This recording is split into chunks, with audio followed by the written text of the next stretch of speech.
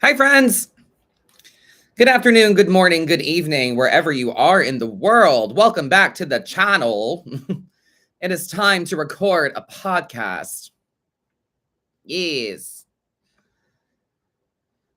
Already some people in here. Welcome. Good to see you guys. Hi.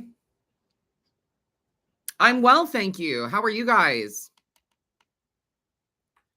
Doing good. Doing good. It's been a morning.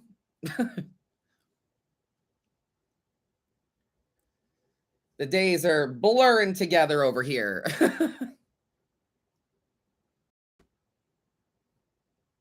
Hi. Hi, Maya. Hi, Molly. Chelsea, welcome. Good to see you guys. Leg is healing great.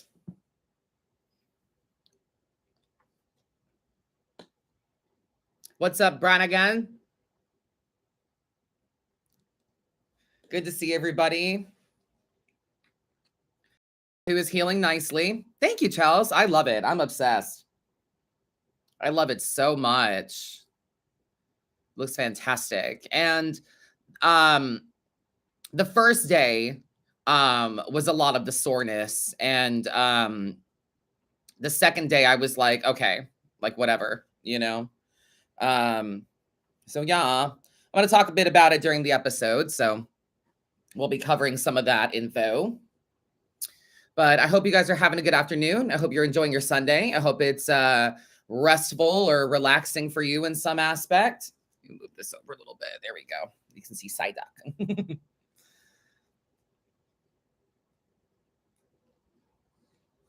I hope we are ready to record a podcast. Let me make sure I'm all set up. A lot of emails this time, which is great.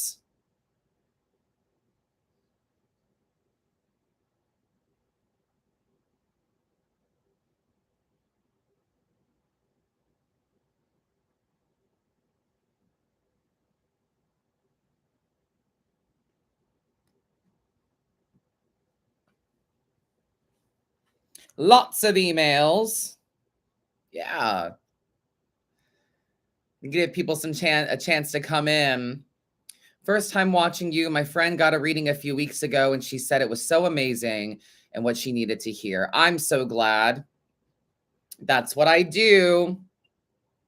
Come from Facebook. Thank you, Erica. I appreciate you.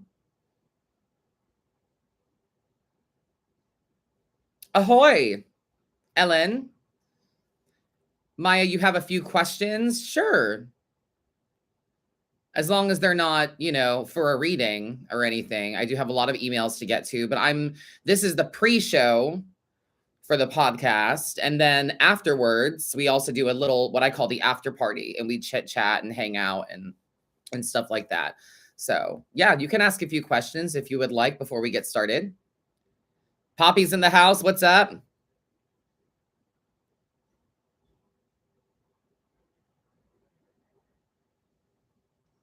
Hi, Jess.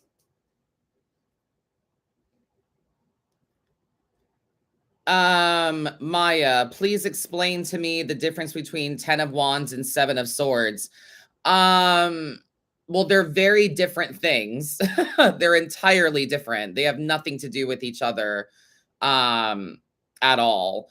10 of Wands is fire, it's wands, and swords is the mind. So wands being passion, subconscious, spirituality, um fire sign energy, and swords being words, thoughts, actions, etc. I mean, there's tons of differences. They have nothing to do with each other. The tens come from the Wheel of Fortune of the major arcana. So the 10 of Wands is basically, I'm going to break this down in a nutshell. The 10 of Wands is basically the idea of abundance, but passionate success, not without stress, frustration, and burnout. So the 10 of Wands is about overburdening yourself with stress, but it's towards your abundance, thinking you have to do everything yourself. Stress, frustration, and burnout attached to your goals and achieving them. The 7 of Swords is literally deception. The 7 of Swords is about deception, deceiving yourself, picking up responsibilities that don't belong to you, thievery. But the biggest difference to me is the suits themselves. That Wands is about passion and devotion and the cost of fire to get what you want. Overburdening ourselves, thinking we have to do everything ourselves.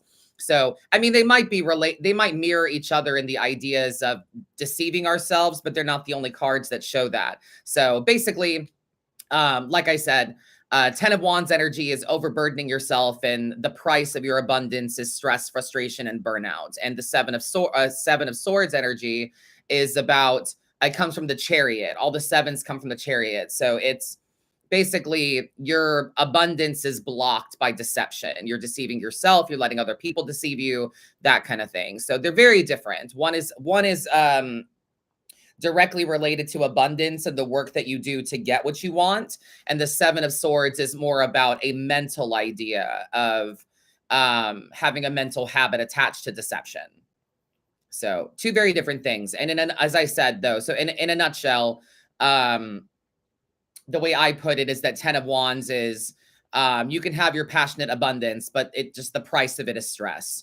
And Seven of Swords energy is deception. What's my favorite oracle deck? I have an astrology oracle that I like a lot. I haven't used it in a hot minute. But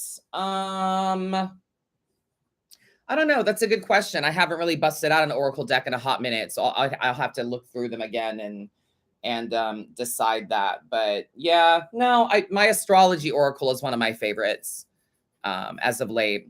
Yeah, you're welcome. Thank you for asking. Yes. What's up, Drea? What is up? Hi, Jenny.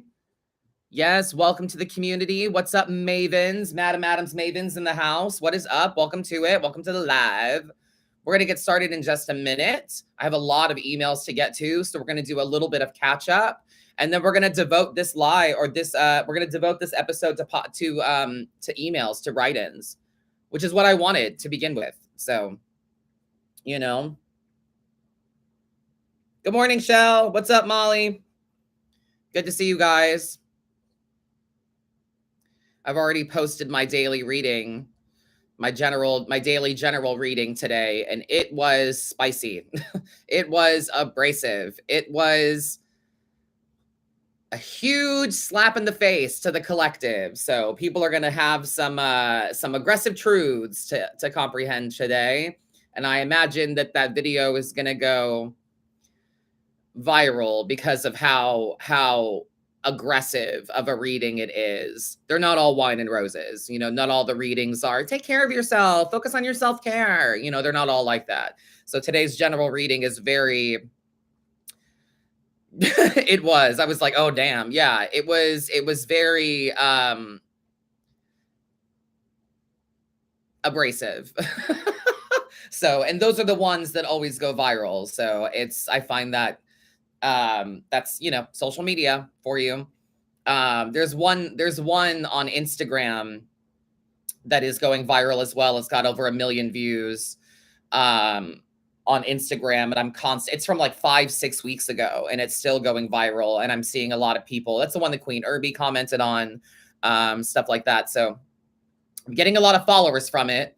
But it just goes to show that when it's all wine and roses and lovey and, hey, take care of yourself, that it doesn't always go the way it's supposed to. And the moment that I spit out that reading, I paused before I edited it down to just the, hey, what's up? I'm Madam Adam. And then to the end note of the reading, before I edited it down, I sat there and just stared at the camera. And I was like, should I do another reading? Because that one was a lot, And I was like, no, fuck it. I never redo it. I never do it again. If I stutter or I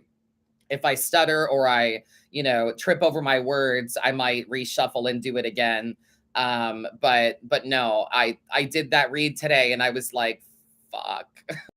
I'm gonna get some words from people. People are gonna say some things. Woo. Yeah, Molly, probably means people need to hear it. Yeah, it's on all the socials. It's on all of them. I made sure I did it before I recorded, right? They said, they said what they said. So it was a 3 of Swords, 10 of Swords, Judgment kind of day. So it's a, lighten the fuck up kind of day.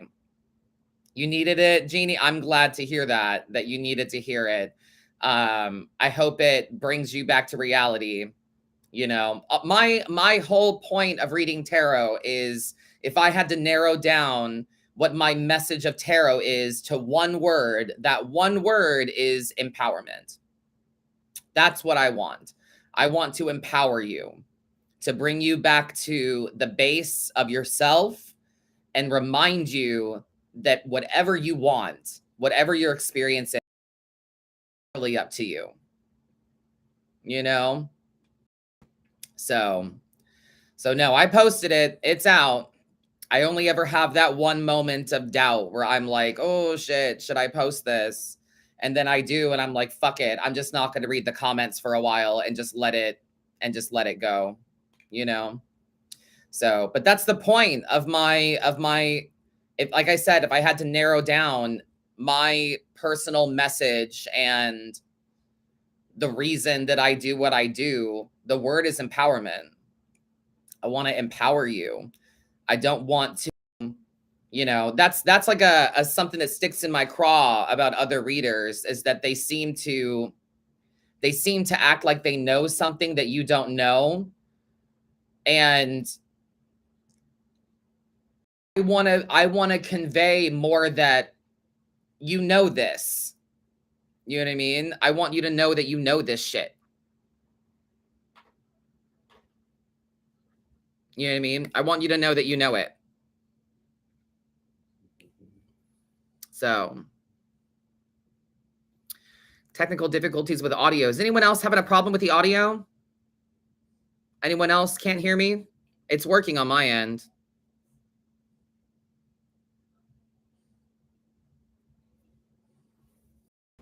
Before we continue.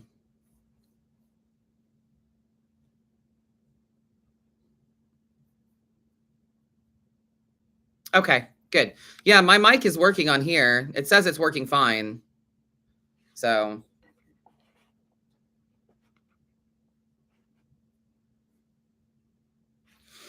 Good. Glad we're good now. Well, I'm going to be recording this episode anyway on Spotify, so but yeah, I just want to empower people, that's all. And I don't presume to think that I know shit that you don't know. I presume to think that you know this shit. You just forgot, or shit that should be common sense to you, but we forgot. We're too focused on, understanding, or what does it all mean? But like,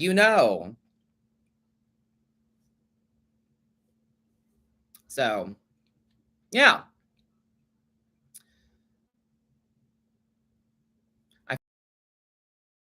Of who the fuck I am. Yes, indeed. That's empowered. I want you to remember where you stand, know who, confident in yourself, and the fact that everything is predictable yet unpredictable,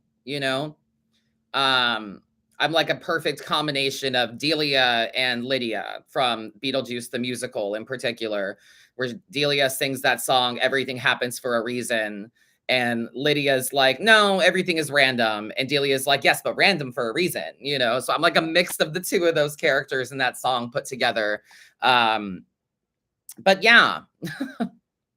We've got a lot of emails to get to. We've got a lot to talk about today. So I'm going to go ahead and get started on this podcast. I hope you guys are ready. We're going to get going.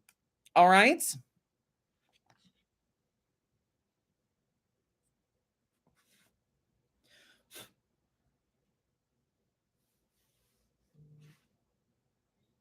Don't forget to stick around after the podcast for the after party, where we chit chat and we talk more about, you guys can ask questions and we can talk about things that we talked about during the pod. All right. Let's do it. Let's record a podcast, my friends.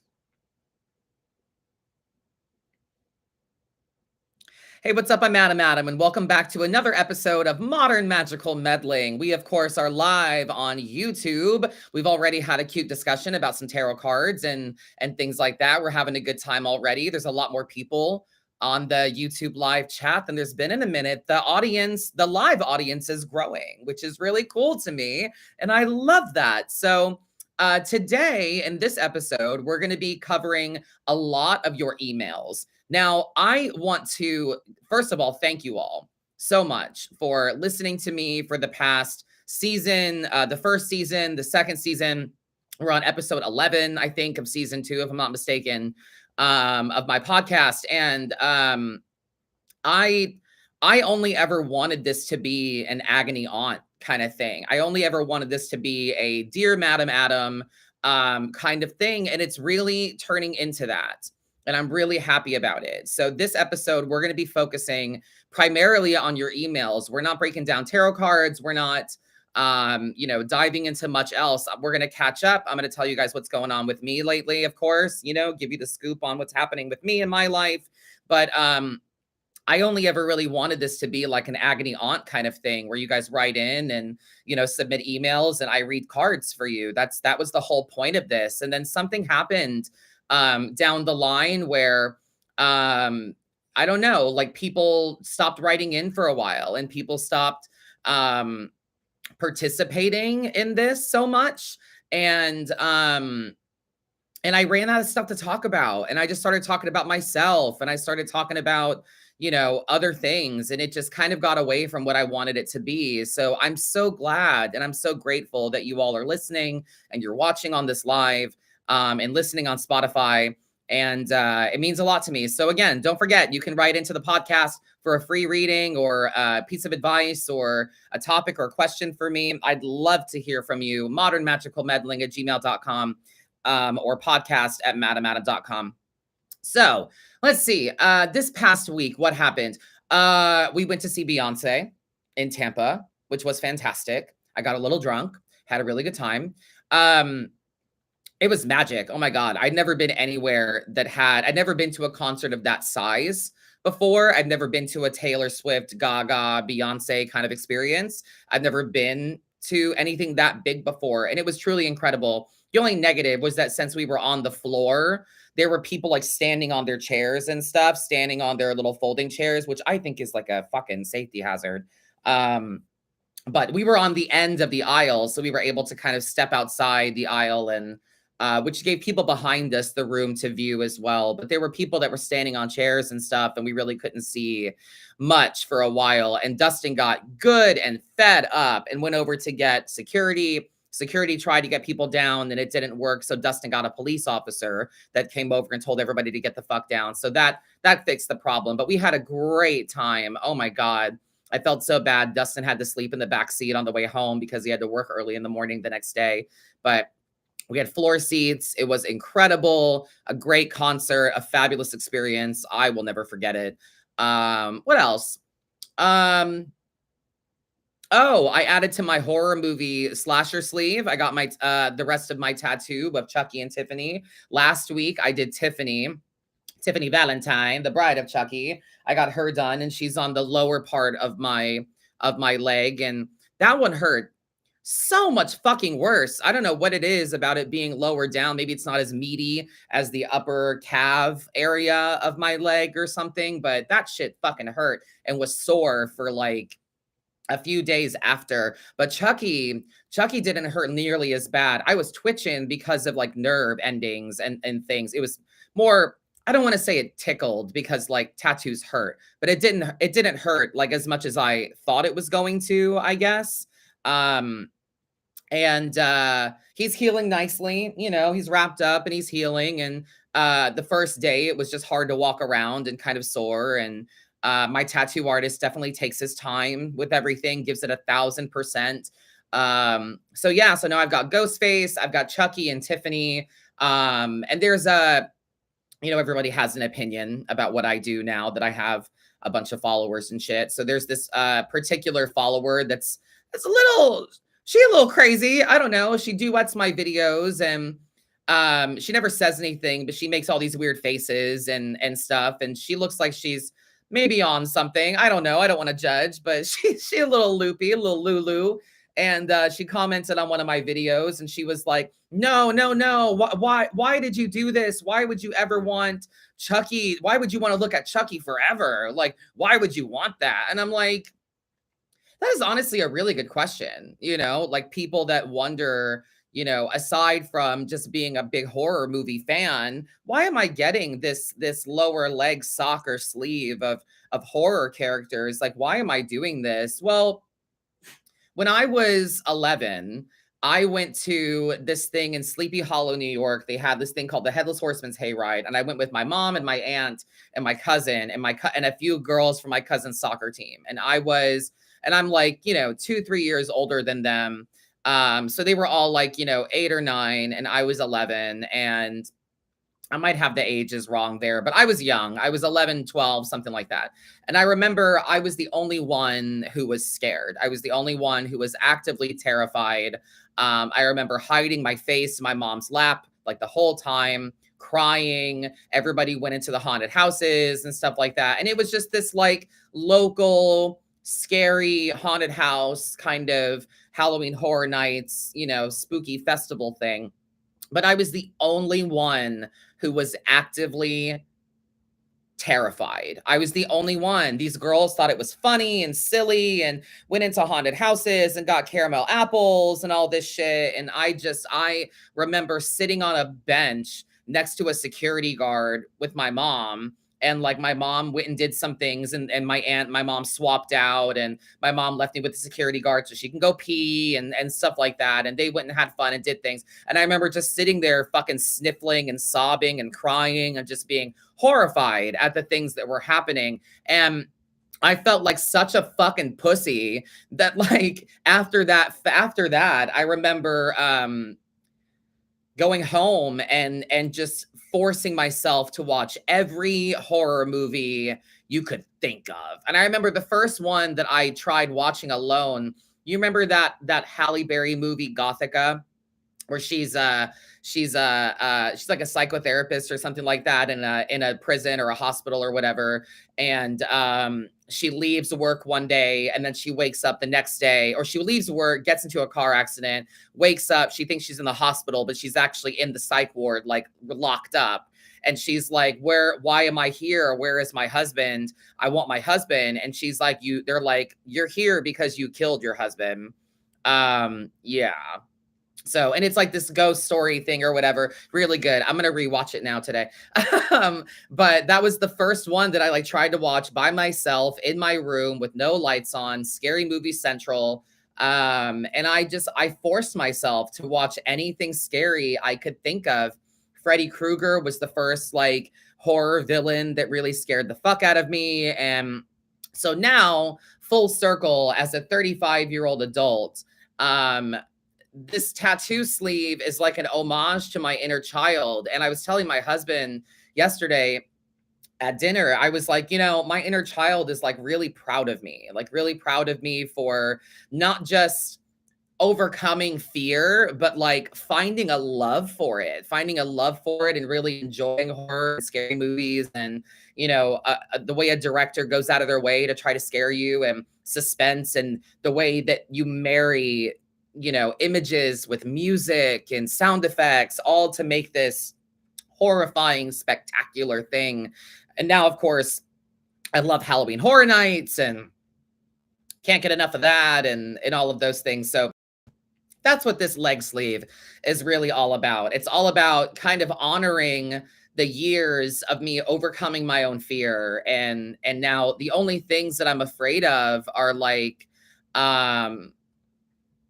fear itself. Just sometimes I'm afraid of being afraid, but I find it exciting. I like being scared. I think that things that scare me now are like Lovecraftian bigness, like open water kind of scares the fuck out of me, like big, like outer space scares me.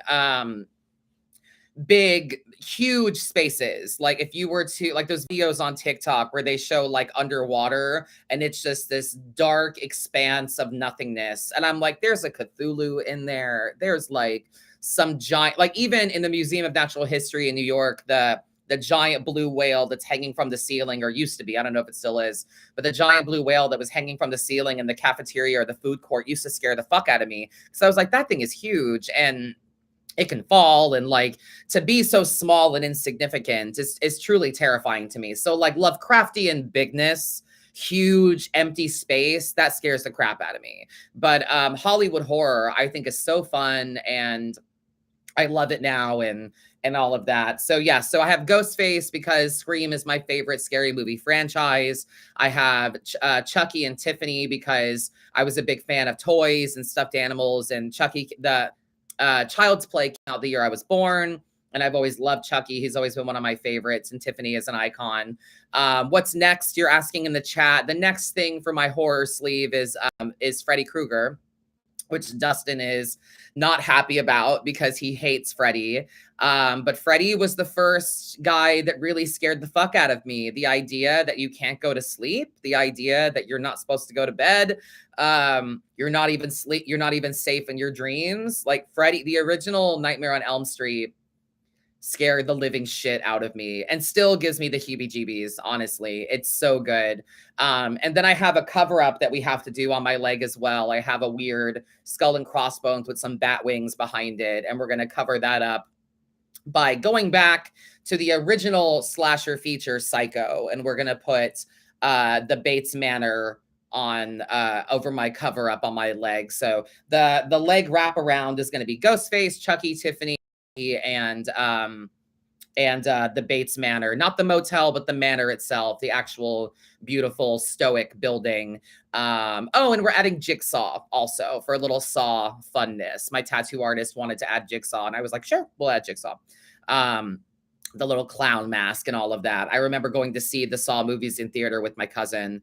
And we both loved horror movies at the time too, and all of that. So yeah, it's really, really cool. So we're mixing some old with some new. I think it's a good mix of things, a mix of gore and psychological and slasher and all of that. So yeah, it's gonna be Ghostface, Chucky, Tiffany, Freddy, the Psycho House, and Jigsaw. So really excited about it. I'm loving it. I've never been able to afford tattoos of this caliber and detail, and find someone that's willing to do it for me and do really great work. So I'm very fortunate. Shout out to Jacob at Fallen Heroes Tattoos in Kissimmee, Florida. I tagged him in all of the posts I make about all the updated posts I make about my tattoos. So follow him, check him out. Yeah, really, really cool, really fun. He's a great guy, does great work.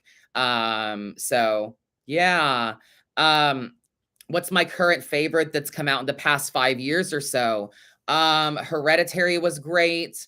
What else? I really liked Evil Dead Rise.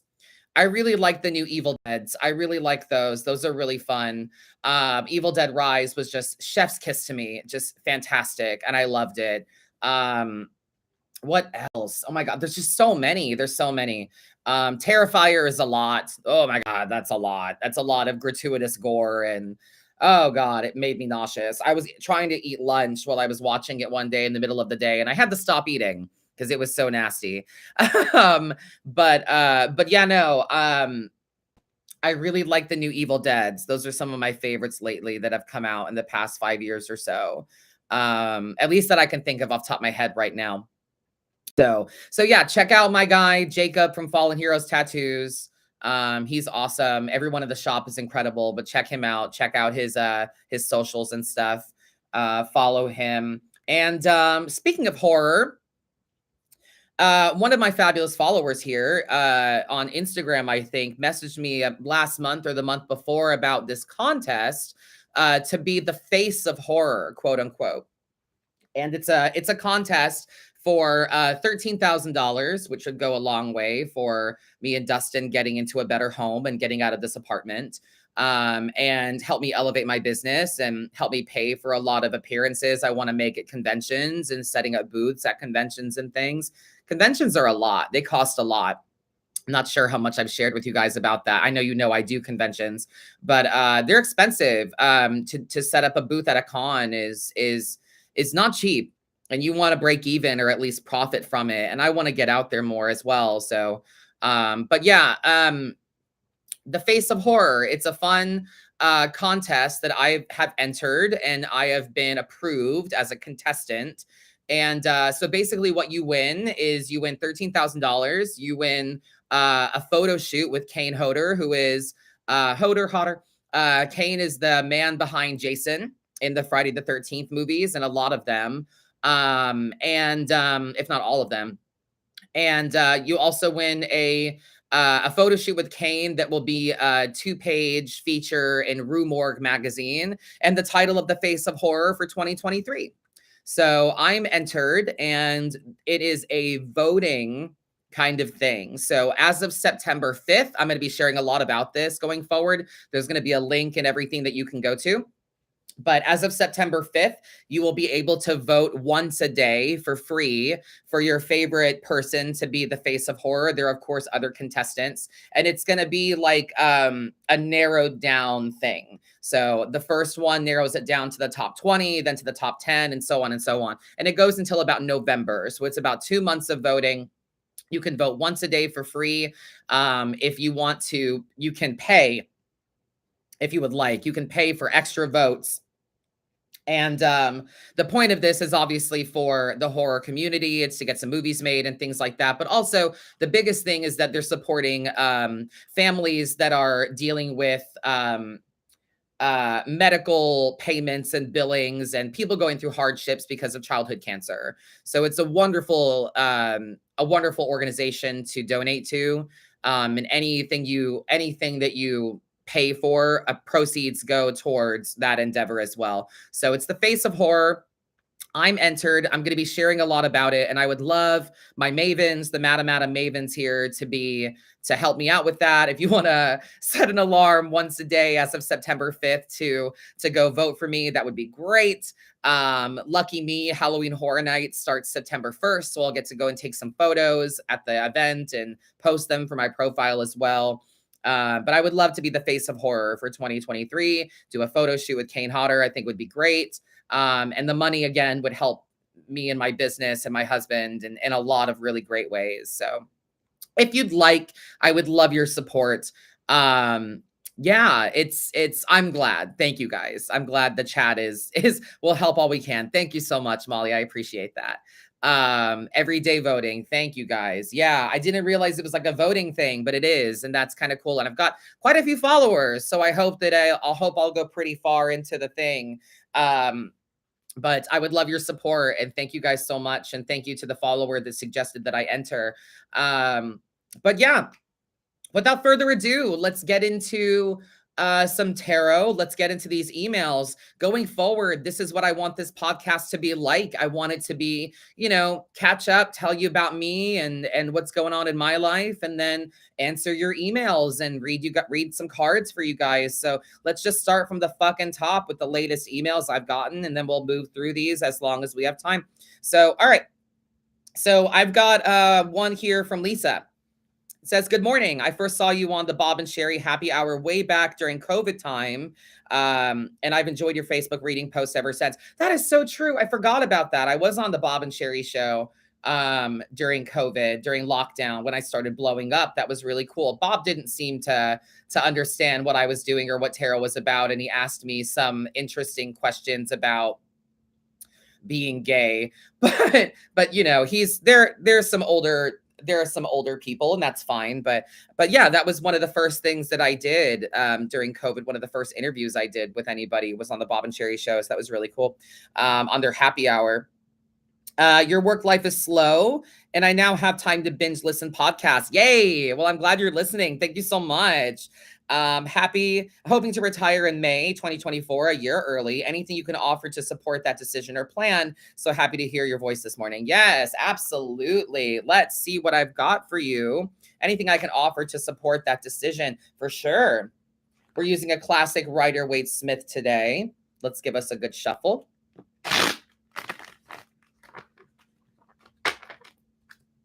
Very nice. Little tarot ASMR for you guys. Let's see.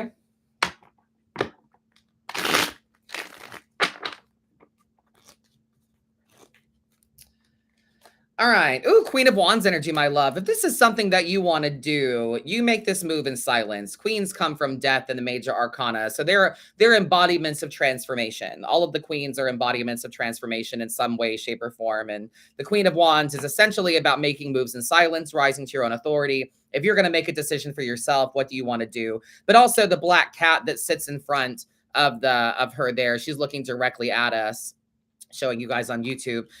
She's looking directly at us, kind of spirit, looking at us and knowing that we're being protected, kind of telling the masses, telling the collective to mind their fucking business, because you're planning, you're scheming, you're deciding what you want to do for you, and it's important that you make moves in silence for you, Lisa. Now, also, Queen of Cups energy, another queen for you. So important that you love yourself, and that this retirement time is so that you can focus on stuff that you love, focus on the way you love yourself. And it sounds like this transformation is a really good thing to focus on how you feel and focus on self-love. And it's an act of kindness for you to retire early and all of that. And I think that's fantastic. What else? Bam, Two of Swords energy. Do what's logical, lovey. Do what's logical. If it makes sense, if you've got the time, if you've got the support, if you've got the means, do it.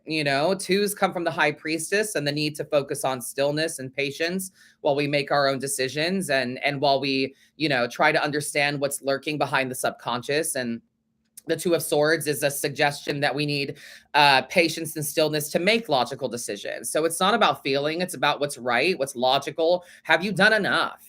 Is it just time? So you're making moves in silence, and it's important that you focus on self-care now, not just at that time, but that we're planning it, and that we're not just reacting into self-care, but we're planning it for us. And it's a logical decision for you. Honestly, I have nothing but positive things. Another queen of Pentacles. God damn.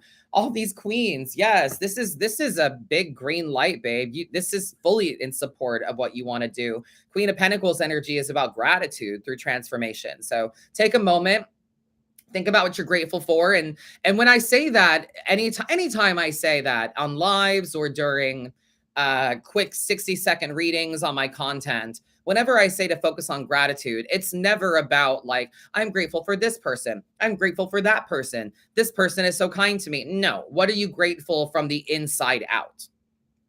What are you grateful for in you? The work you've done, the things that you've attributed to your retirement. What are you grateful for about you, inside out?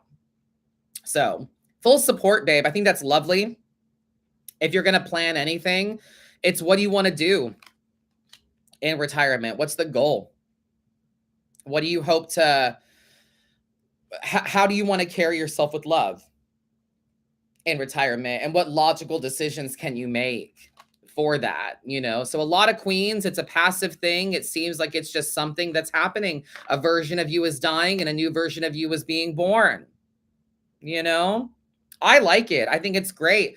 And I hope that you resonate with that, and that gives you something to think about. So yeah, make your moves in silence, practice self-care with more gusto, make logical decisions, and practice gratitude, my friend. Very nice. I like it a lot. You're moving towards a transformation within yourself. Very good. Thank you so much for writing in.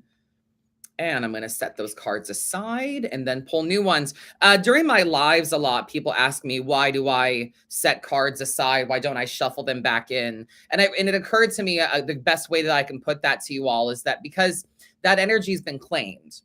That energy has been claimed. Those cards have been claimed at random, and I will cleanse them and shuffle them back in as I see fit, because I'm resting them on a piece of selenite right now. So I have a few pieces of selenite like this one, this triangle selenite palm stone or plate. And that's what I rest cards on so they can cleanse. And then I put them back in the deck.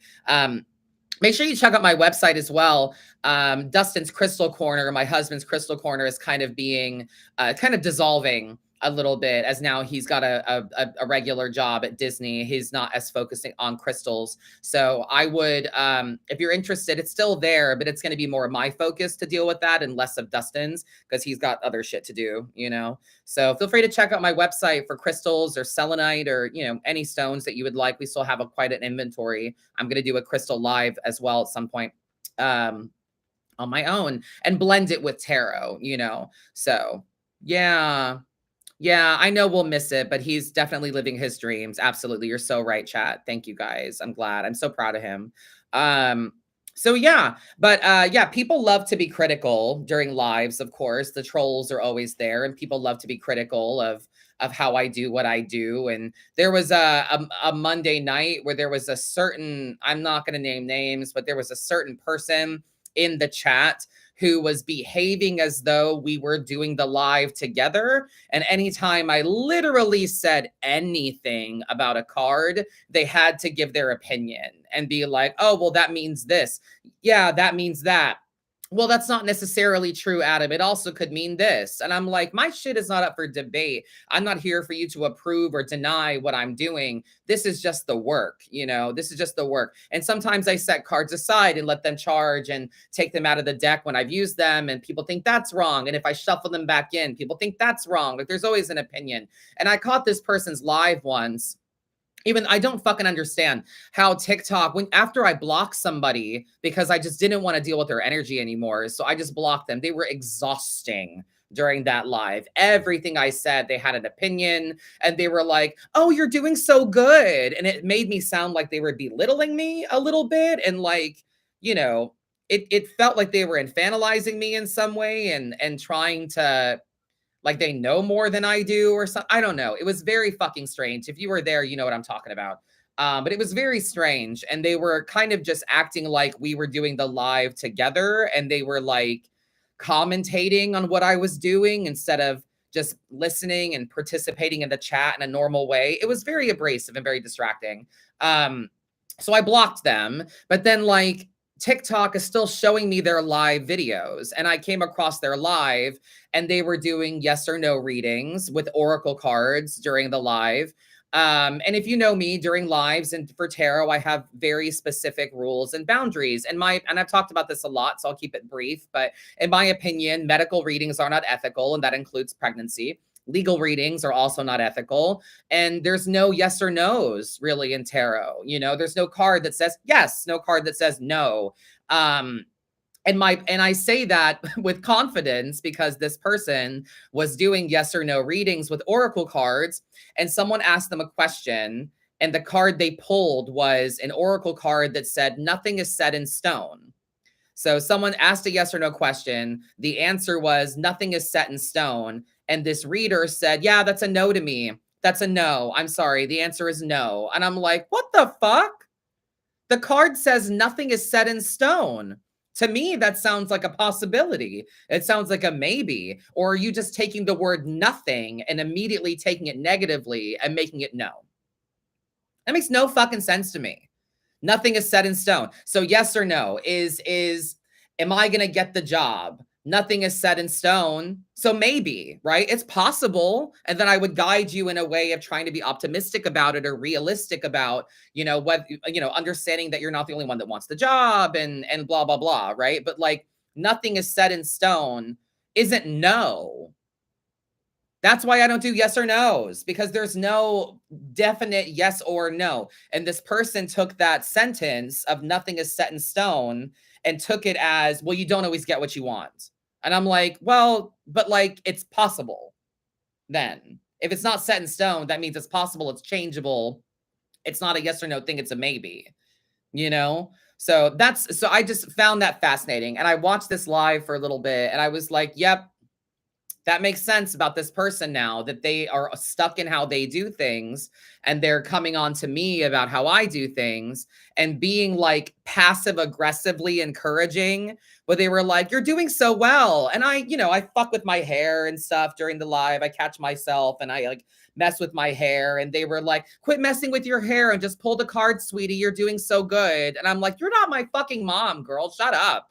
You know, but I couldn't be like that because I didn't want to be a cunt during the live like that and make abrasive things happen or whatever. I didn't want there to be animosity and to give that person too much energy, but I blocked them and they still came up on my TikTok, which I don't understand. Even after you block someone, you can still see their live. So like, I don't understand that, but yeah, yes or no's and fucking, That's why I don't do relationship things. Tarot is so much more than relationships too. And there's no romantic cards, in my opinion, either. There's no romantic cards. The Lovers is not romantic. The Two of Cups is not romantic. If you claim that cards are romantic, you're narrowing down the spectrum of love to romance. And I think that's foolish and small-minded. It's like if you're doing a career reading for someone, it's like, oh, what's my new, what do I need to know going into this new job? And they pull the Lovers and they're like, oh, you're going to have a love interest. You're going to fall in love at work with someone. That's not what I wanted. That's not what we're talking about. We're talking about my career, my purpose, my job. We're not talking about Rome. I'm married. What do you mean? That doesn't apply. That doesn't resonate. That doesn't make sense. And the reader doubles down and they're like, no, this card means you're going to find a love interest. Like, no, it doesn't. That narrows down the spectrum of love to being specifically romantic. And I think that that's small-minded and silly, unless you're doing a reading about love, then sure. If you're a reader that specializes in romance, then obviously all of the cards are going to have a tinge of romance to them because that's the kind of reader that you are, So that's my 2 cents on that. As I said, my boundaries are really simple. My rules are pretty basic. No medical, no legal. There's no yes or no's. And I don't touch romance. I like to do general to tell you what you need to hear from the universe. So on that note, let's move on. I've got Gemma. Hello, lovely. I was hoping I could email on the podcast to see if I could be eligible for a free read. You certainly are. I've had a big life change in the past months, and I would be interested to see how my life looks planning out after that change. Thanks for your time, and thanks for your posts and lives on Instagram. You're so welcome. Thank you for writing in. Big life changes. What does life look like after that? That's great. Let's see what we've got for you. King of Wands energy. Yeah, you have to dictate. You have to dictate how life goes moving forward. King of Wands energy is about passionate authority. You set the standard. You're supposed to inspire others. You're supposed to lead. Oh, no. Oh, okay, just kidding. My phone blacked out for a second. I thought my phone died. I was like, oh no, my recording. Just kidding. All right. King of Wands energy, as I said, leading with passion, leading with decision, knowing what we want to do for us, trusting the process. You have to pick, though. You have to pick. You have to decide. The path is not going to be shown to you. You're going to have to decide what you want to do, and spirit will follow you properly, but you have to set the standard of what you want. 5 of Swords energy as well. Conflict, honey. There is going to be some conflict following this change, following the life decisions that you're making. Some people, don't want you to change. Some people really like the role you play for them in their life, and they don't want shift. They don't want change. 5s come from the Hierophant, so it's about learning experiences, unfortunately. You're supposed to be learning about these people. But the 5 of Swords also comes with guilt, about feeling bad about the way you said things or the way you put something.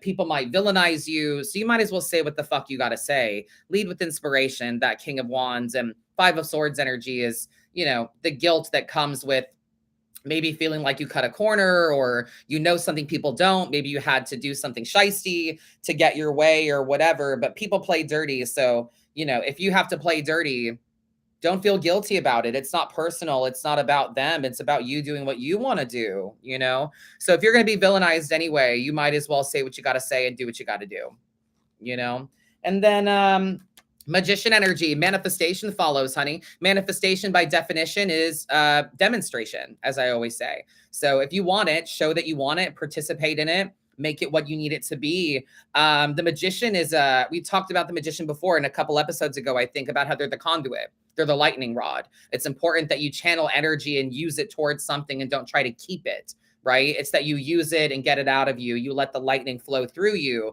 Otherwise, if you keep it, it just festers inside you and burns you and makes you all panic-stricken and shit like that. So it looks like you're meant to lead. You're meant to inspire with passion. 5 of Swords energy. You're going to feel some guilty feelings about, how you have to say things, and, you're going to disappoint some people and feel guilty about it, but you're manifesting. You're displaying what you want for you. You're participating in your abundance. And I think that that's lovely. Also, yeah, Page of Cups energy. Trust your intuition.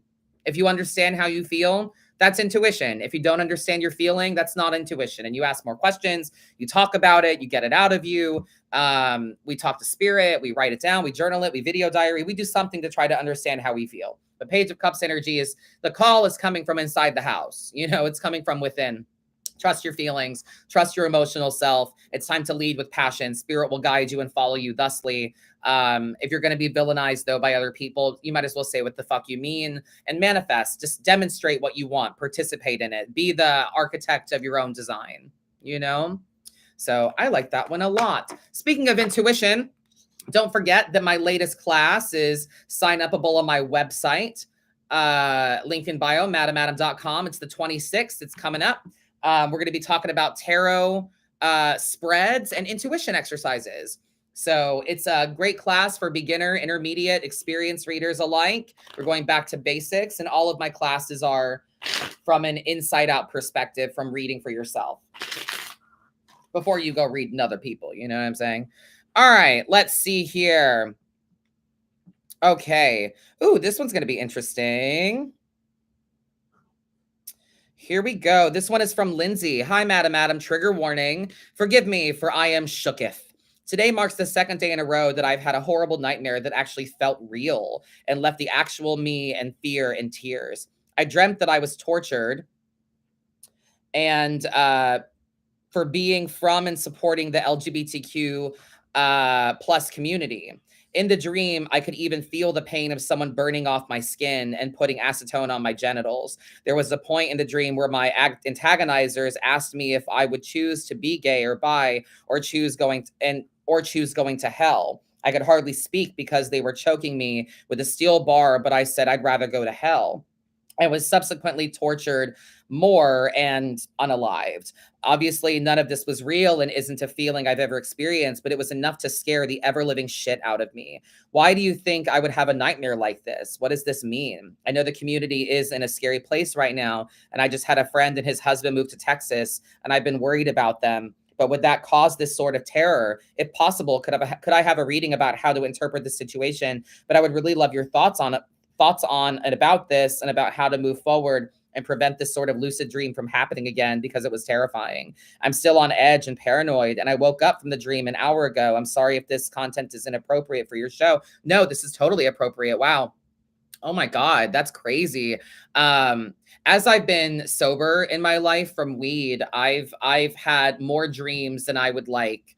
I had a dream quite recently that my mom and my grandmother took me to mass with them, and I was uncomfortable in church and I wanted to leave. And there was a clergyman or someone that came to me outside and tried to pull me back in with this really sinister, wicked smile. And they were like, no, you need this. You need Jesus. You need Christ. You should come back inside. Your family's in there. And it very much mirrored to me the idea and the memory that my family stayed in church, that people in my family, even though I was told to leave the church, they still went to that church anyway, even though they displayed and showed some homophobic behavior, that they still went anyway. And I was like, wow, these people really don't give a fuck about me.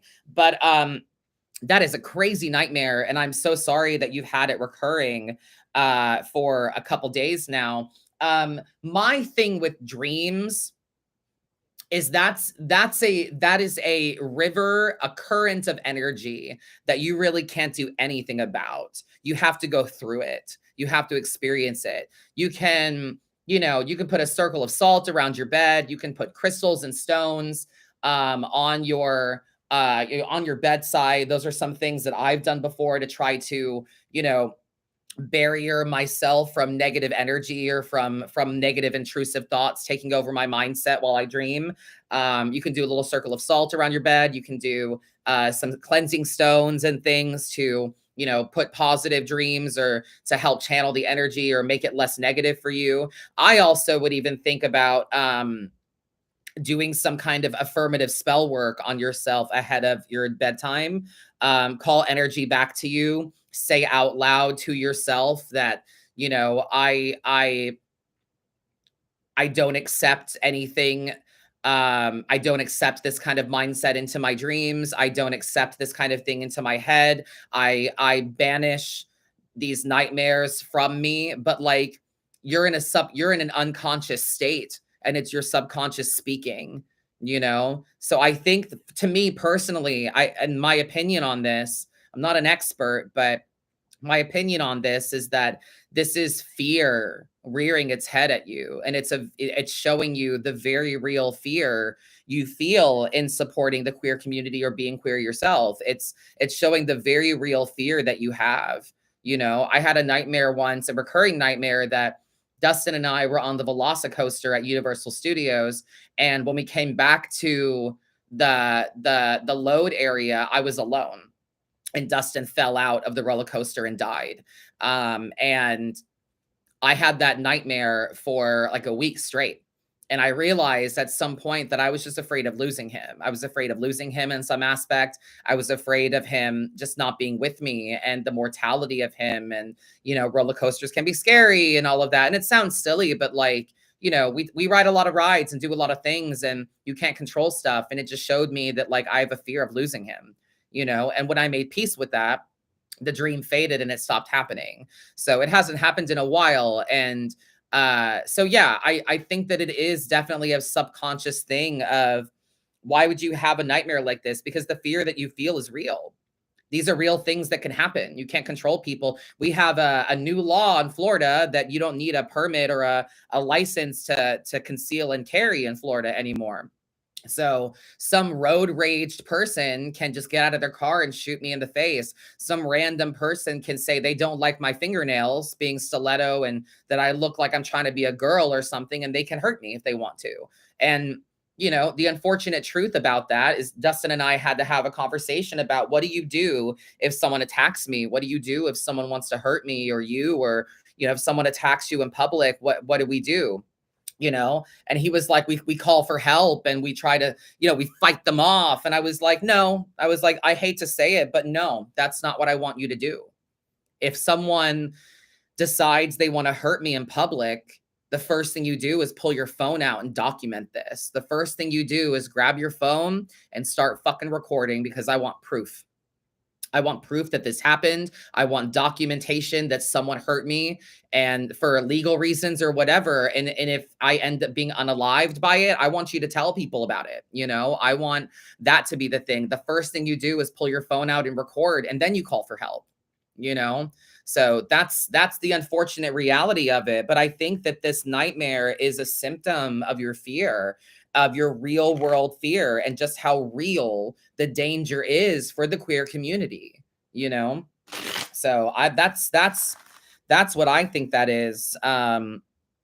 But let's read some cards about what you should do about this and how you can move forward from it, and what else spirit or the universe might be trying to tell you that is manifesting itself in this very realistic fear you're experiencing. That's crazy. And again, I'm so sorry that that the world is this way. I shared that fear also every day.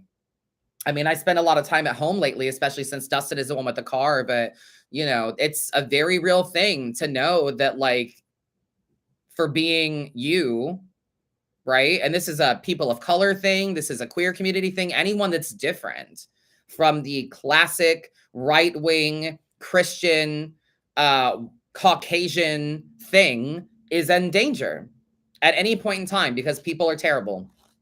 And recent government officials have given people the feeling that they can. And that's why it pisses me off when family is like, oh, we don't talk about politics and family. Politics is trying to kill us.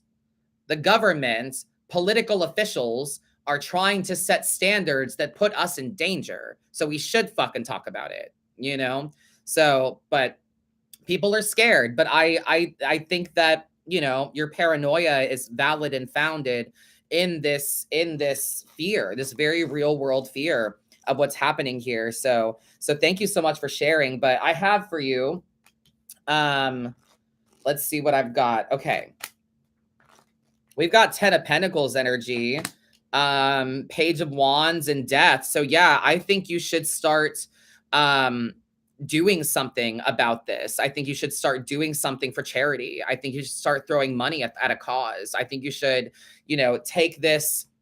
I think you should take this fear and grab that energy and put it into charity, put it into philanthropy, put it into giving. Let's raise money for organizations that can help us. Let's raise money for, the community en masse in really, really good ways. So Page of Wands energy here as well. Let's get back to passion.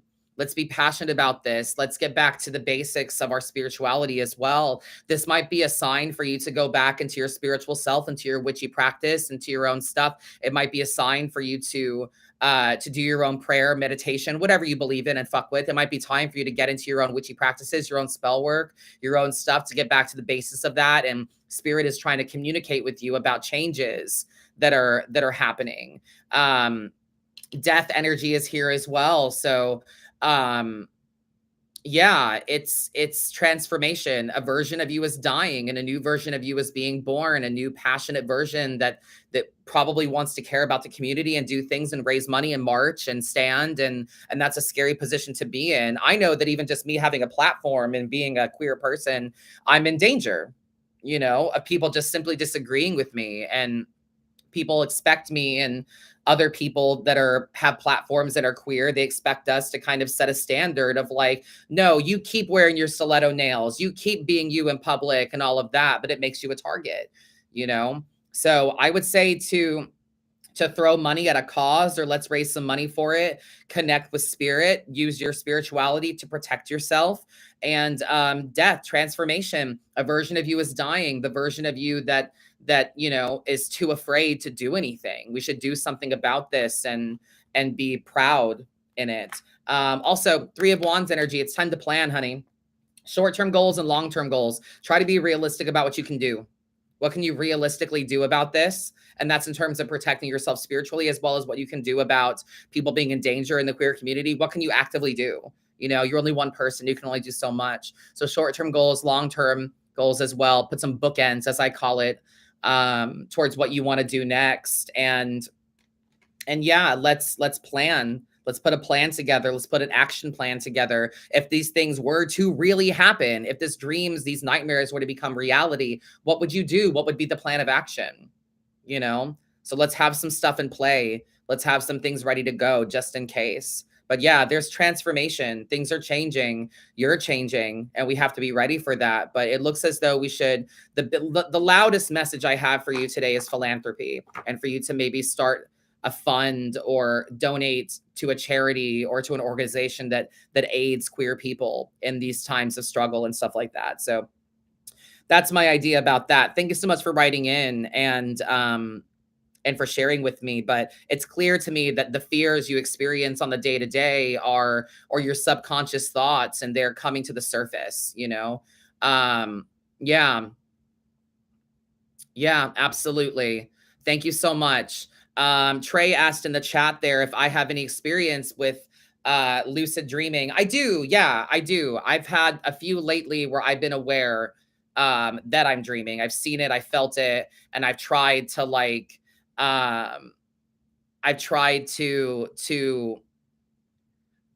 not wake up, because I want to know more. I'm like, no, I know I'm dreaming, but I want to know more. I want to be here longer. And I find that for me, in my weird Pisces-ness, it's that I'm seeking more. I'm seeking more knowledge. I'm trying to dive. Like, why did you say that? And I can feel myself almost waking up, and I'm like, no, stay asleep, stay in this state. Why did you say that? And I'm trying to get more knowledge. I'm trying to understand more things. So I do have some experience, especially lately, and especially with a sober mind, without weed in my system. My dreams have been much more vivid, and I've been a bit more aware of what's happening and the fact that I'm dreaming. So it's very strange. Also, if the dreams continue or turn into sleep paralysis, there are ways to lucid dream and gain control in the dream. It can help gain confidence in waking life. I experienced it in an abusive relationship. Absolutely. That came from the chat. Very nice. Yes. I don't have any tools on that personally. I just know my own experience with it. And there have been times where I've been aware, like I said, where I've been aware of it, and I've tried to, stay in it longer so that I can feel, I know my husband just woke up. I can feel a dog between my legs, waking up as well. But I'm like, no. Keep your eyes closed, stay in this state. It's this weird feeling where you kind of like try to keep your head underwater. You know what I'm saying? That's the best way for me to put it. But I've had some experiences of it myself, especially without the weed in my system anymore. My dreams have been a bit more lucid and I've been more aware. So it's truly fascinating. But thank you so much for writing in. I really appreciate it. Let's try to get to one more. Let's see.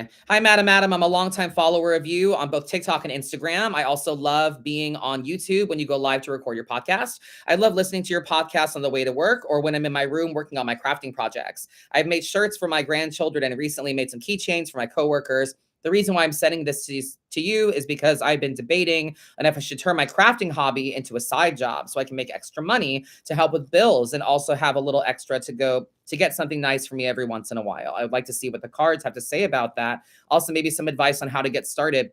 Make shit you love, babe. Make shit that you love. Make things you like. There is always an audience for things that you enjoy doing. I like the way I read tarot. I think it's practical. I think it makes sense. I think it's general in a way that it can apply to multiple people, but also personal in a way that, hits you in your subconscious and hits you deep down. So I like the way I do it. I think I come at it from a practical sense. And since I'm doing that, since I'm doing stuff that I love, there's an authenticity to it. And that's what people are attracted to you. Make shit that you like. Make shit that you enjoy. Right? Dustin made a bunch of perlers of like horror stuff for me. And people were like, oh, I want that. Like make shit that you like. Make shit that you enjoy. You know what I mean? That's my advice on you getting started. And you should absolutely do that. Why not? You don't need my permission. We're going to pull some cards about it, girl. But I mean, that's a great idea.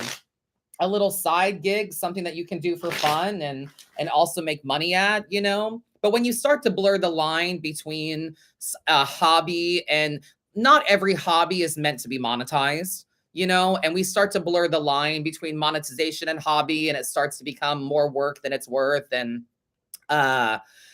more frustrating.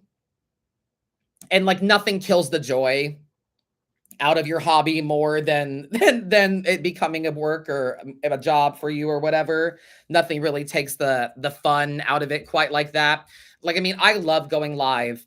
Don't get me wrong. I love going live and reading tarot for people, but it gets to some point, it's like, okay, I'm working. I have to do my job now, and it loses some of the fun, especially when like Dustin and I were talking yesterday at dinner that now that he's at Disney, he's dealing with Karens and like, guest interactions that aren't great and everything. And he's like, but it's nothing compared to what you do every day where people actively attack you and say horrible fucking shit to me for no reason. For no reason. I'm sitting in public, which I consider being live is public. Even if I'm in my apartment, in my office, but I'm live. So therefore I'm in public because other people can see me kind of as they quote unquote walk by in cyberspace, right? So there's something public about it and people can just throw insults or say horrible things or send death threats or whatever for me, just doing my job. But my husband, he's like, I've got, some of my own stress, but it's not like what people do to you. And it's wild that people can do that. So my whole point though, is make sure that you're still having fun. Make sure that you're making stuff that you enjoy. Make sure that you are, doing things that you like doing. And if people go, oh, you should do this, you should make that. You don't have to listen. You don't have to do what people want. Oh, Adam, you should make a tarot deck. I don't want to make a tarot deck. I have no desire. I'm not artistic like that. I have no desire to make a tarot deck right now. So I'm not listening to you. I don't want to. It's just my personal thing. It's just not where it's at right now. I'm still trying to find the time to focus on writing a book, trying to write the Modern Magical Meddling book of 5 priorities and unclench your jaws and all those things. I'm still trying to find the time to make that happen for me. So it's, one project at a time, but make sure you're doing shit that you love. And you should absolutely do this as long as it's fun for you. And it's just a side thing that you can do to make money and have a little extra jazz. Absolutely. There's nothing wrong with that. I think that's a great idea, but make shit you love and you don't have to do what people want you to do, because then you just got a bunch of random shit that you made because you listened to one person. Like why, So yeah, devil energy. Make your own choices. Don't give in to temptation. Do it right or don't do it at all. Make decisions for you. The devil is a perversion of the lover's card. The lovers is about precipice and choices, jumping off the cliff or not. And, choosing for you. Are you ready to move forward and try something new? Or are you not ready and you need to go back and reestablish your craft? But the devil is making sure that you're choosing for you. Don't give in to temptations. Don't do shit just because people tell you to. Make your own choices. The Fool. Leap of faith, girl. This is a fresh start, a new beginning, a leap into something mysterious and new for you. So yeah, don't listen to the naysayers. Don't make shit just because people tell you to. And then 10 of Wands energy. Absolutely. Passionate success, but not without stress, frustration, and burnout. The work is going to come with stress. Feeling abundant at this is going to come with stress, frustration, burnout. That is the price for you attaching monetization to a hobby or a passion, stress. That's just part of it. So it looks good to me. It looks positive. Just be mindful of what other people say and think. And don't compare. 10 of Swords energy. Do not compare what you do to what other people do. You do your own shit. Look at these super fucking cute keychains you sent me. These are so cute. Those are great. I think they're awesome. But maybe we can, do something like that says like bad bitch or, I love myself or whatever you want them to be. Those look great. And that's what you want to make for your family and for your friends. Do them just bigger and a bit more general if you want to, but let's not compare it to other people. Your abundance is going to come with some stress because you're going to put pressure on yourself. But it's a leap of faith. It's a fresh start. It's a new beginning. You should go into it optimistically, but don't make shit just because people tell you to. Make your own shit. Make things that you like making. Okay? I like it. Thank you for writing in. I appreciate you. Let's see. Last but not least, evening. My name is Gabby. I'm writing in for the readings for the podcast, genuinely vibing with your daily videos. Not only are they usually spot on, but they remind me I'm a boss bitch and need to keep moving. I've never had a reading, so I'm not sure what I should be or not be emailing about, but I'd love one. Sure thing. This is from Monica. Monica, let's just give you a general reading and we'll see if the collective resonates with it as well as we close out today's episode. All right, my love. Let's see. And thank you so much for writing in. Monica. 6 of Wands energy, my friends. You're meant to be celebrated. You should celebrate yourself and share yourself with people that share your passions, people that enjoy the things that you enjoy, people that pick up what you're putting down, so to speak. It's time to celebrate yourself and find a community that you fuck with, online, in person, whatever. But it's time to share your passions with people that also have that same passion. 9 of Pentacles energy as well. It's time to set yourself up for success. Make sure your alone time is spent weaving the web, walking the walk, talking the talk, putting the money where your mouth is, dressing the part, looking the part, acting the part. Set yourself up for success. You got good shit coming your way. Also, 9 of Cups energy for you as well. Alone time should also be spent validating your feelings, journaling, video diary, what have you. It's time to get back to the basics of how you feel. Grant your own emotional wishes, my love. You can have whatever you want, but you have to set yourself up for success and find community in it. So you're not alone. You're not the only one. There's a parade to be had, and you can be the focus of that parade. You do have some grief, though, that we need to process. You got to let some stuff go. Some emotional negatives have been outweighing the positives a little bit. This 5 of Cups energy. You got to let some stuff go before you can move forward. So it's time to take some alone time, practice some self-care, think about why we feel the way we feel, try to understand the truth in our feelings, set yourself up for success, make sure that you are physically engaged, not just emotionally and mentally, but that you're physically engaged in what you want to do. Like when I wanted to get back into swimming last year, I bought a new suit, I bought new goggles, I bought a new cap, I bought a gym membership so I would go to a pool, not just use the one at the complex, but I went to an Olympic sized pool and that had lap lanes. I invested energy, time, and money into it. And then celebrate yourself, honey. Find community that can uplift you, people that can share your shit, that share your interests. I hope that resonates with you and anyone else that might be listening to that general reading. Thank you guys so much for writing in. Please continue to do so. This is what I wanted this podcast to be about, is you writing in and me pulling cards for you and sharing my opinions and thoughts as we go along. Thank you so much. Don't forget to write into modernmagicalmeddling@gmail.com or podcast@madammadam.com if you'd like a complimentary reading. I'll see you during the week during my lives. Don't forget to vote September 5th. I'll tell you guys when and how. Sign up for my class on my website, madammadam.com. You can also book private readings there if you would like, cameos, etc. Don't forget to unclench your jaw, be kind to yourself, and as always, fuck it up. Very good. After party. What did you guys think of the episode? I think it went really well. We did quite a few emails that time. And I like that I get to kind of share my experience throughout and like weave them in and out of the emails, instead of just like talking at you. You know, the stories and the anecdotes are coming from emails and segueing into them. So I like them a lot. I want to write in every week, but I feel I would be an annoyance by doing that though. No, I mean, Shell, there's no guarantee I'll get to you though every week. You know, I do get a lot of emails and there's no guarantee I'll get to it. So you never know though. It can't hurt to try. I would love to have you.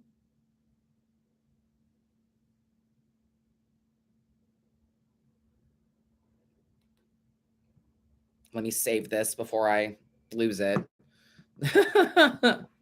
I love the episode. That was great. Good. I'm glad, Trey. I'm glad you caught it. Thank you for being here. Have any questions? That dream thing was wild, huh? Shell, you said I lucid dream very frequently. Person understand more about themselves. It can also be an intense experience. Yes. Yeah, for sure. Definitely agree.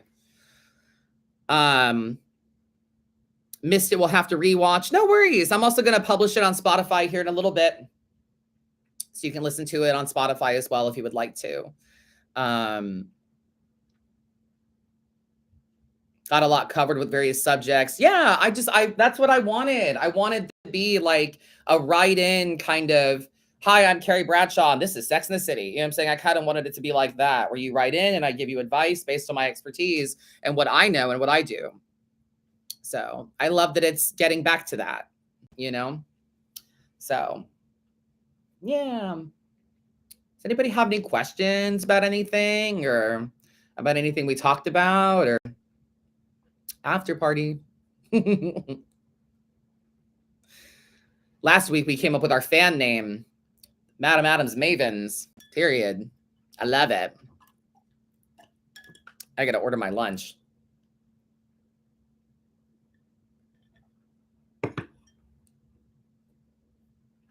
I wonder how my very abrasive reading is doing. Right in, Marlo. Do it. Oh, we do. We like the other practice insights. Very good. Have we figured out where we want to move to when we're able? We were thinking about the Chicago area. We're thinking about Chicago, somewhere up north.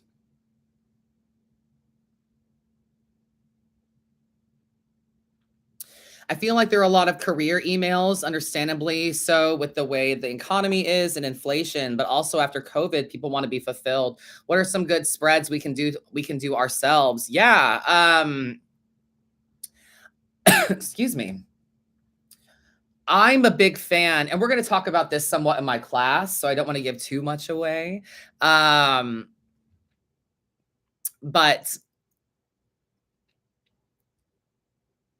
oh, it was you, Brannigan. Okay. Felt so helpless and couldn't wake up. Thank you for relating it to your experiences. Definitely helped me process it. I look forward to your podcast. Thank you. Thank you so much. And I'm glad that I hope you resonated with your read as well, that attached to it. So on the career thing, I don't want to give too much away for my class, but I'm a big fan of going through the deck and looking for things, you know? So as an example, if you want to know where your next opportunity is, right? If you want to know where your next opportunity is, where's my next job offer? When is it coming to me, etc. Go looking for the Ace of Pentacles in your deck, you know? And then I like to take the card that comes before, which would be kind of what the obstacle is or what's standing in your way or, you know, what's holding it back. And then the one after is like the advice, what you should be doing. You know what I mean? So right here, right, for anyone that might want a career, Jazz, just what I have in front of me, went looking for the Ace of Pentacles. Like, where's my job offer? Where is it coming from? When is it happening? Right. So to me, the King of Cups here before is that we're too emotionally invested.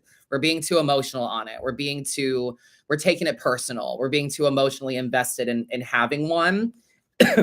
Excuse me. And then this one, the Four of Pentacles, the advice on that is that we should be a bit more frugal with how we're spending energy, money, and time. Try to control it a bit more, try to protect ourselves more, try not to give so much effort into it and just kind of let it happen. You know what I'm saying? So that's one thing that I like to do, a simple spread for, and whatever your thing is, whether it's career or, I want to feel good, I want to practice self-care, how can I love myself more, whatever, try to find a card that represents that imagery to you or represents that vibe, and then take the card before and after and make a cute little spread.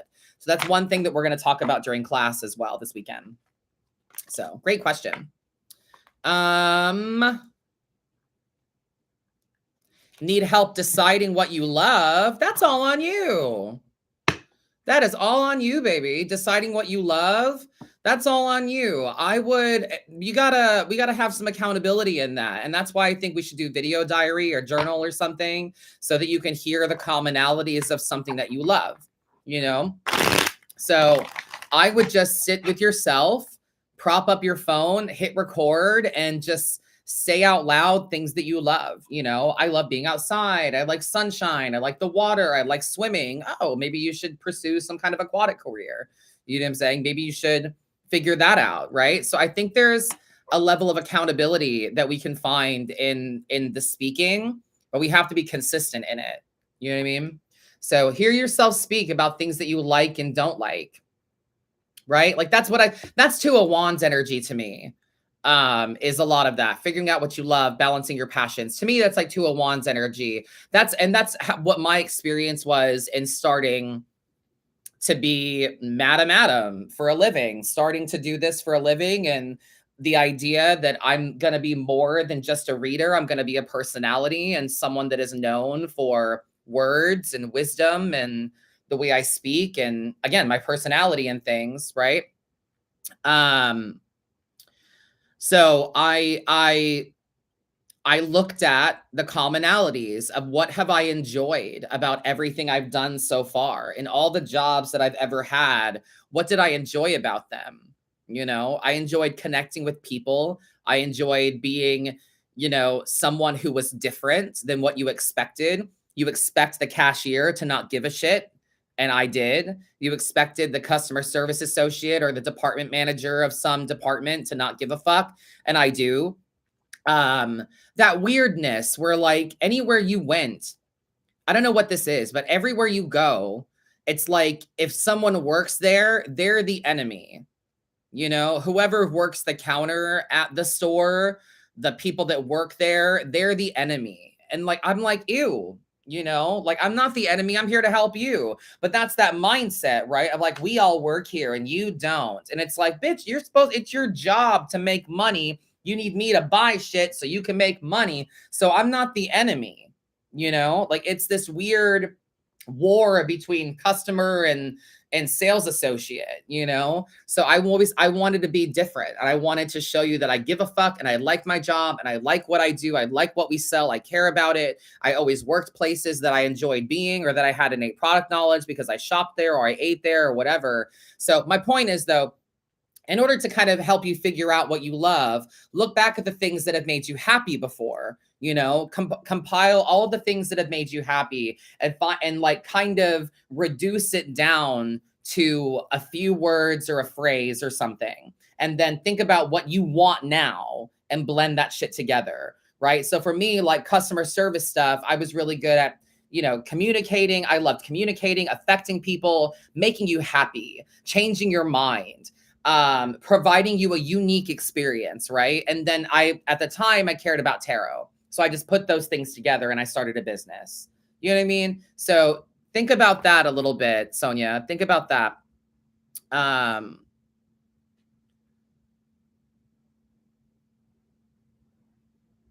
just finished an event and I have a lot of emotions about it. Any advice on how to feel these emotions and work through it? Yeah, try to see it from the other side. Try to zoom out from it, you know? Try to zoom out from it. I have that as well, where I'll have a lot of feelings about an event like MegaCon, like MegaCon or Spooky Empire, or any events that I go to. I always have a lot of feelings about them where I'm like, I just feel like some people don't take me seriously. Some people don't understand tarot. They don't get it. Or, I wish I made more money and all these things. And it does make you feel some type of way. So I try to zoom out of it and think about all the other people that were at the event as well, the other vendors, the other attendants, the other stuff like that. And I try to just approach it from a reality, a lot like today's a lot like today's general reading show, a lot like that. People aren't thinking about you the way you're thinking about you. So, and that's something that I always have to remember and make peace with when I do events and things, is that people come here with like a limited budget and they have to pick and choose and decide. Like, they have a budget for their autographs. They have a budget for their photo ops with actors and shit. You know what I mean? They have a budget for what they planned on. They budgeted for getting into the event, getting an autograph and a photo op with so-and-so, and then maybe some extra cash for food. And then like everything else is a luxury item that they don't need, So I have to remember that. And when people are like, oh, I can't afford that, it's not like, oh, okay. It's just that they didn't plan it, They just didn't plan it. And it's not about you, So it's just, I try to understand the truth of it. That you weren't the only one there. I wasn't the only vendor. I wasn't even the only reader. Some bitch is over there doing $5 readings and she's got a line because people want cheap, and I'm not cheap. So, but it's to process those feelings. I just try to be very honest about it. Honest with myself that maybe it didn't go the way I wanted it to, or maybe it went really well and I'm like on a high from it. And how do I keep this feeling? Whatever it is, but try to find the truth and not take it personal. Try to see the other side of it, zoom out a bit and think about the other perspective other people have. I hate events sometimes because there's always that thing where vendors come up to each other and they're like,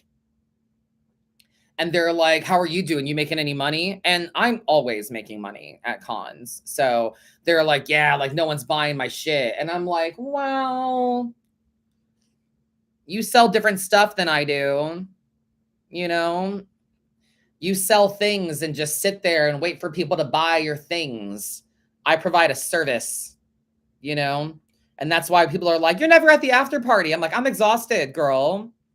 So think about that, Shell. You weren't the only person there, and try to zoom out a little bit and see it from the consumer standpoint, from the other vendor standpoint. Just try to find the truth in it, Do I have feelings about modifying a deck, writing or drawing on them? Eve, ever add or ditch cards? I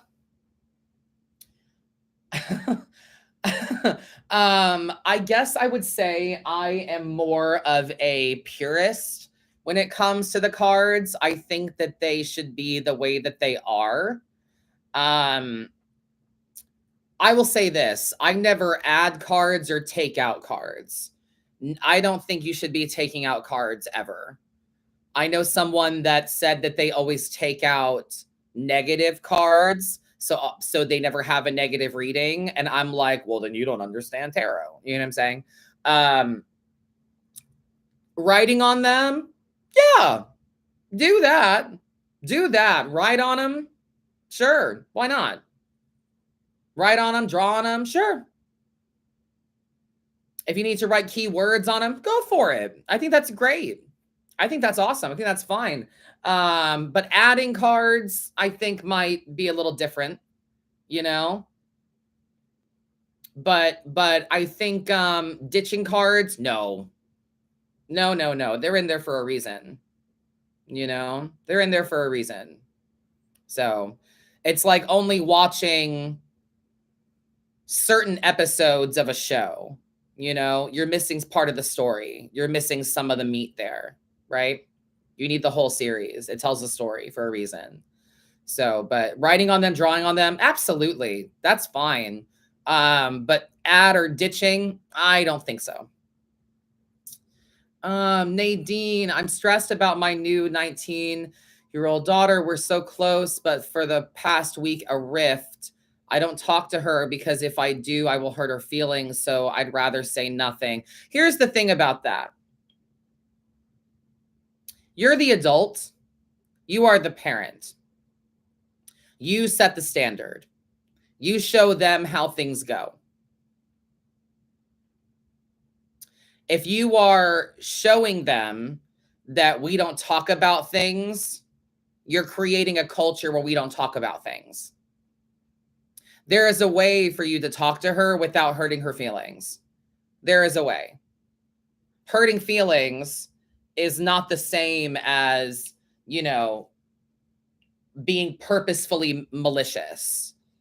You know, if you would rather say nothing, you're showing that person, you're showing this kid, this 19-year-old, you're showing them that you don't give enough fuck to try to find a way to communicate without malice or without hurting their feelings.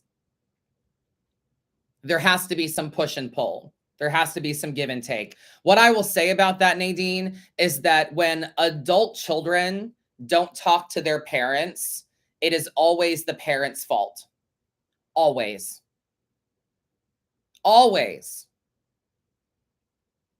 My mom and I don't talk to each other, not because I was a meth addict, not because someone had to bail me out of jail. She talked to me well after that. No, we don't talk now because we have a difference of opinion when it comes to her priorities and her values of me. She taught me that when it comes to certain aspects of her life, I don't fucking matter. So I don't talk to her because she's not worth talking to. She has told me many times, we don't talk about this, we don't talk about that. So I have learned through her that the culture that she keeps is only when it's convenient and from her perspective, gonna go well. So if you are stressed about your daughter, you're so close, but for the past week, a rift. You don't talk to her because if you do, it'll hurt her feelings. So you'd rather say nothing. So you're showing her that you would rather not deal with it at all. It's up to you to create a culture where we talk to each other. Tell me how you feel. This is how I feel. You're not right all the time. That's the thing. Parents need to understand that respect is not obedience. Do you know what I mean? Yeah, plan a sit down. Absolutely. Let's plan a sit down. Try to come at it. My best example that I always give parents is try to understand love language with each other. How can I show you I love you? What would it mean for you to feel loved by me, your mom? How can I show you I love you? And I would like you to show me you love me. And here's how I would like you to do that. I could really use some words of affirmation, some quality time, etc. Right? So you are not always right. Being respectful is not about obedience, right? And if your kid doesn't want to talk to you, you fucked up. So you got to be mindful of the culture you're creating. But yeah, sit down, have a conversation. They're 19. They're old enough to communicate and understand. So let's talk about it. I'm not trying to hurt your feelings. I'm trying to be honest with you with how I feel. You know, how do you feel? And then maybe we need to do this with a third party. Maybe we need to do it with a therapist or something, you know? But if you guys really are so close, you owe it to them to create a culture where we can talk about shit. Because they're not getting that from anybody else but you. You want a unique culture with them, right? I appreciate you. Thank you. My partner and I had a big rupture over an important subject. I feel like I compromised to keep the peace. This is a habit with me. How can I start putting myself first? You can understand that that person has no control over you. They have no control over you. Do what you do. Make your moves in silence. If you feel like you compromise to keep the peace, you're treating a symptom, not the problem. Dustin and I argued consistently for the first 2 years of our relationship. And something happened where he realized that he has no control over me. And I realized that I have no control over him. I might not like it, but I don't have to stay. I don't have to keep him. Unconditional love? No, ma'am. Love has conditions. The only unconditional love should be, I'm adding to my previous statements where I always say that unconditional love is only from parent to child. I have evolved it a little bit. Are you ready? Unconditional love is from parent to child and the love you should have for yourself. That's it. You should love your children unconditionally, and you should love yourself unconditionally. Notice that both of those things you have limited control on. You chose to have children. Whether you chose not to wear a condom or let somebody nut inside you, you made a choice. You chose to have a kid. There's no, oops, no, you chose this. You made a decision somewhere and you had children. So the love you have for them, they didn't choose to be here. They're here because of you. So you better love them unconditionally. No matter what they do, say, act, how they are, you better love them the way they deserve to be. And the love you have for yourself. You can't get out of your body. This is you. This is it, right? We can alter it. We can get tattoos. We can be transgender. We can alter our bodies in so many fucking ways to try to make peace and be happy and love ourselves. But the love you have for you should be unconditional. All other love is conditions. The condition of love is whether or not you feel chosen. I make an effort to choose my husband every single fucking day, and he does the same with me. So if you are feeling as though you're compromising to keep the peace, you're treating a symptom and not the problem. Bottom line, you're not feeling chosen by your partner in a way that you want and deserve to be chosen. And it's not a laundry list of things that you want from them. It's simply choose me and show me you choose me by these 5 love languages. I deserve that. Do you know what I mean? So putting yourself first comes with you choosing yourself in a way that you want them to choose you and setting that standard. Treat yourself the way you want them to treat you, and then communicate that you deserve to feel chosen. I compromised. Be honest. I compromised. I gave you what you wanted, and this is the result. I'm unhappy, you know?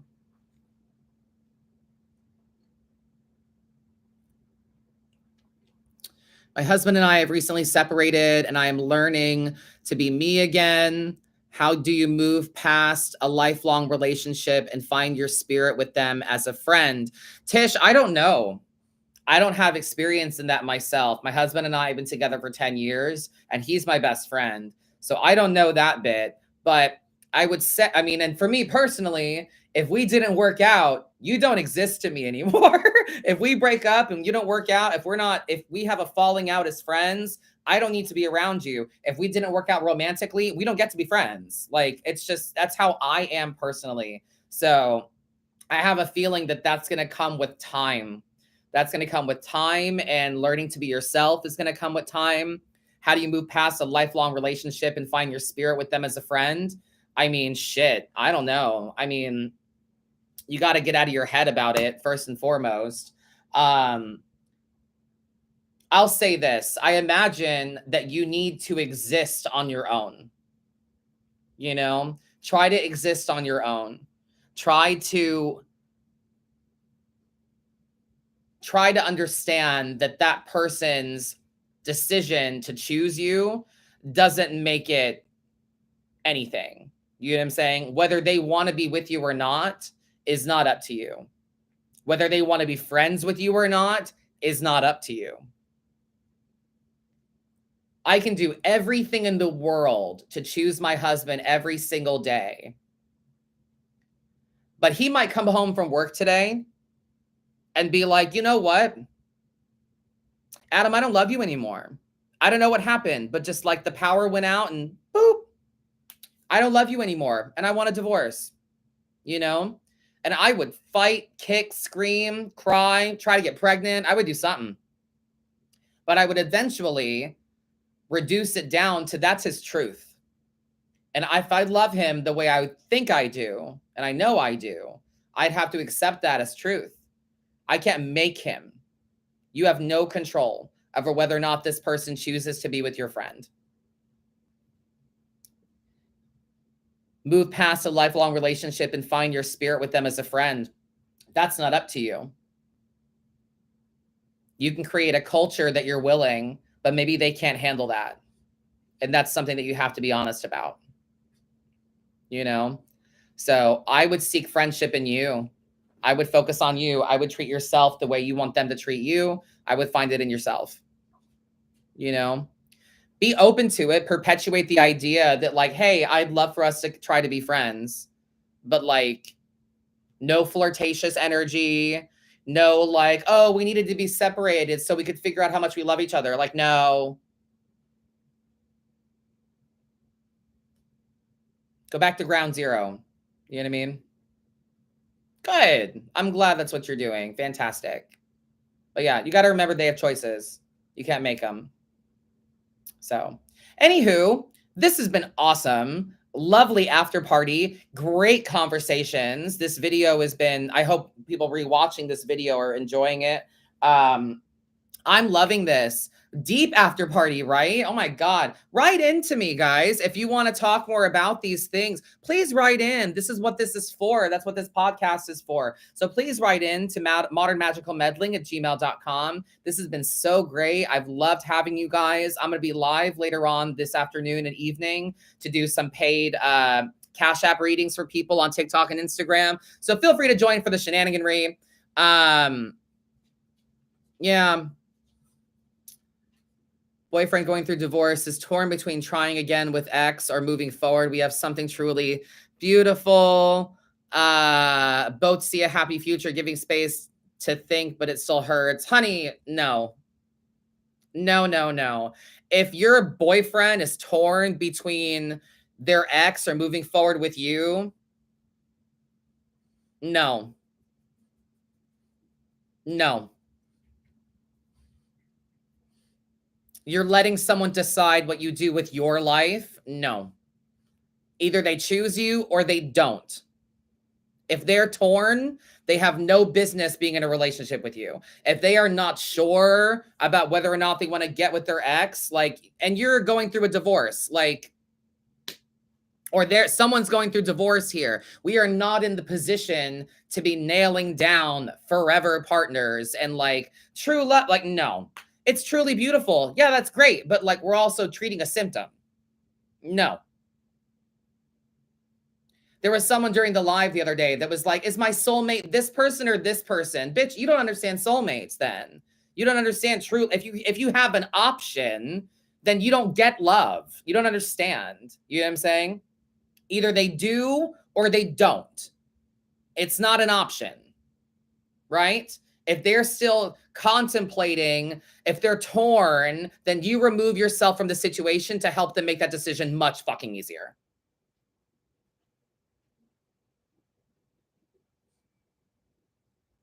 Okay? Period. Very good, my friends. Thank you so much. Thank you for spending time with me. I appreciate you. You guys have a fabulous rest of your day. Thank you for joining me today. I'll see you next week. I'll see you during the lives. I'll see you during the week. I'm going to see how my post today is going. I'm afraid to check the comments. I'll see y'all later. You have a wonderful day. Thank you so much. Bye, guys.